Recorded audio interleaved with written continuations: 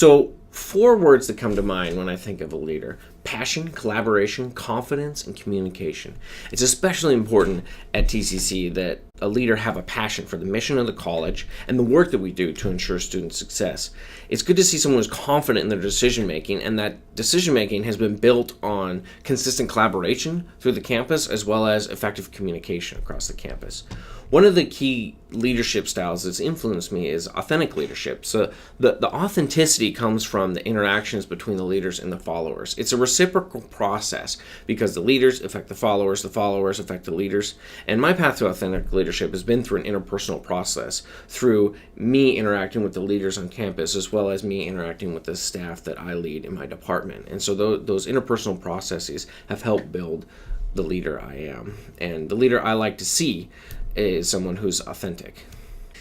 This is the Johari window here, and the first quadrant there, that open self. So one of the key things to building trust is to expanding that open self. So talking with people and sharing things, and you can build this through humor, just through talking, through showing who you are.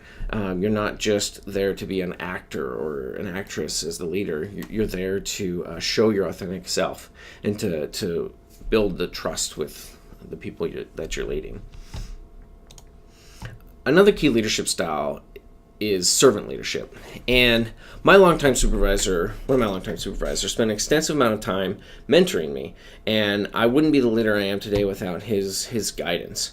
One of his primary leadership styles was servant leadership. He would do things like send me to conferences so I could grow and learn things, and he would stay back at the office and handle some of my job duties as those would go undone while I'm off learning new things. He always had my best interest in mind, and I really appreciated that. And that I take that to heart as I lead the people in my department. Another key leadership style is transformational leadership. So it's the opposite of transactional leadership. So it's treating people as full human beings, not just a replaceable part, this replaceable cog in the process of the college. Another key thing with this is bringing people along with you, so practicing what you preach.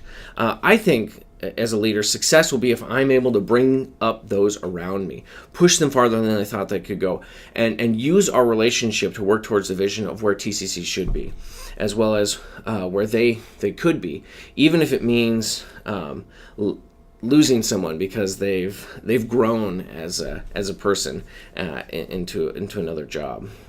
It's a great thing to watch people grow and to walk with them and show them how through that authentic transformational leadership what they could be and what the college could be as everyone grows.